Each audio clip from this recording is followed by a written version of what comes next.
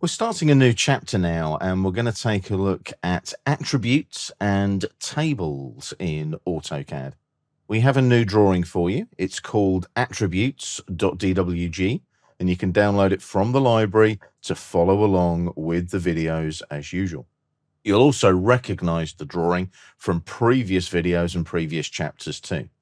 Now, what we're going to do in this particular drawing is switch off a few layers so that it's not so busy, just before we create a small block with some attributes. So we're going to go to the Home tab on the ribbon, Layers panel here, and we're going to click on the flyout here and slide all the way up with the slider bar.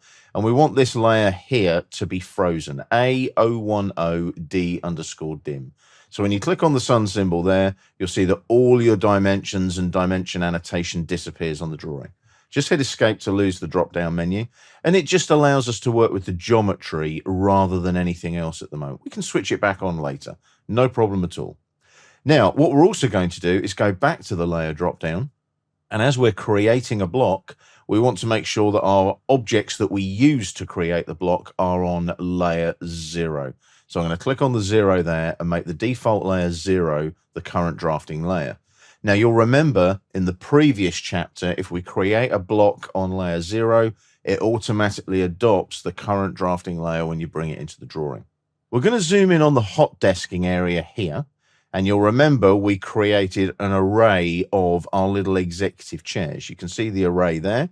So I'm going to click on that first. Go to the Home tab on the ribbon and click on Explode on the Modify panel. We don't need the array anymore. And what we're also going to do, once we've exploded the array, is we're going to remove all of these here. So we're removing the 3 chairs and the 3 lines that make up the hot desks. So we'll just delete those. You can use erase or just hit the delete key on the keyboard. Zoom and pan over here, like so, to about here. And then you can see the chair and you can see the line. Now we're going to explode the chair block. Now you think to yourself, why are we exploding the chair block? Well, we're going to create a block with attributes that represents that entire hot desking workstation. And I'll show you exactly how. So click on the chair, like so, and again, hit explode here on the modify panel, and that'll explode. And when you click on one of these now, you'll see it's on layer 0 anyway. That's great. No problem at all. We don't need to worry about that. And then also here, we click on this line and we click on the drop down here and we go up here to our 0 layer and put it on the 0 layer. Click on the 0. That'll put the line on the 0 layer as well. And just hit escape now to deselect. Now we're going to basically create a rectangle here that represents a desk. And the quickest and easiest way to do this is to utilize our line we've got here. So we're going to go up to the Polyline command on the draw panel. And I'm going to come from this object snap, click, and just work my way around creating a polyline there like so. Enter to finish. You'll remember Polyline edit from previously in the course. So we type PE, Polyline edit, and enter. We select our polyline here that we've just created there. We select join and we join the line segment to it there. Press enter to finish once like that. That'll take us back to the polyline edit menu and then enter to close the command. We now have a rectangle that represents a desk. We now have a group of arcs, lines, circles, etc. that represent a chair. Now, the benefit we have is we can now create a block, but we're going to create a block with attributes. We're going to add an attribute to this desk, and it's just going to be the desk number. So we go to the Insert tab on the ribbon, and then we're going to go here to our Block Definition panel and Define Attributes. This will bring up our Attribute Definition dialog box. Now, one of the things that we are going to do here is utilize that geometric center snap that we've used previously. And the reason that I've made this into a rectangular polyline is so that we can do that. So our tag here will be desk number. And when you create attributes, no spaces. It doesn't like spaces. So I've just put desk NO for desk number. The prompt will be literally as if you were typing the prompt. So I normally do that, desk number, and then a question mark. And the default might be, say, D999. That's the default value that it will put into the attribute for us. Now, the justification here, I want to be middle center. I want it in the middle of the desk. And the text style, my suggestion here may be you've got multi-leaders, labels, title layout, etc. I would potentially use something like labels model 250 millimeters here, because you want it to be that size on your particular drawing. And the good thing about labels model 250 millimeters is it's not annotative. So it will always be 250 millimeters high in the model tab. Doesn't matter what annotation scale or viewport scale you're using. It'll always stay the same height, 250 in the model tab. That's great. And you can see the text height there is grayed out because it's taken on board that height of the text style. You don't want this to be annotative at all. The insertion point, we will specify that on screen, and it'll lock the position as well. So when you bring the attribute in, it's going to specify that on the screen. We'll use the geometric center snap. Rotation 0, that's great. We want it horizontal. That's all good. So when I click on OK now, there's my desk number attribute. Now you'll see it's got a left-hand crosshair kind of justification going on there. Don't worry about that. We now need to specify where it's going to go on the desk. So this is now a shift and a right click to bring up our override snaps. And we want geometric center, like I mentioned. There's our geometric center. There's our desk number attribute in place.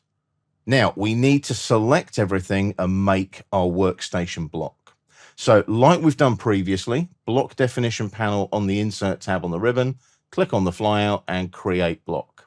And this time it will be Office Workstation will be the name. Type that in. Try not to spell it incorrectly. Always bad to see blocks with badly spelt names. And we're going to go for a pick point here like so. So the point I'm going to pick is going to be the midpoint snap there.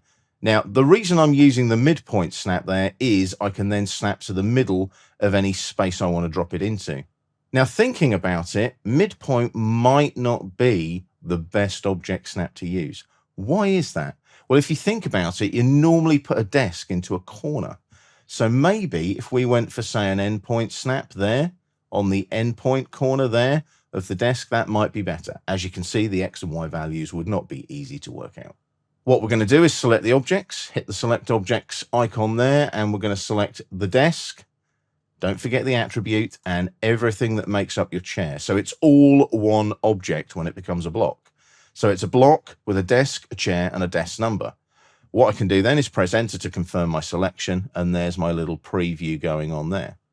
Now, we're going to convert this to block, much, much easier that way.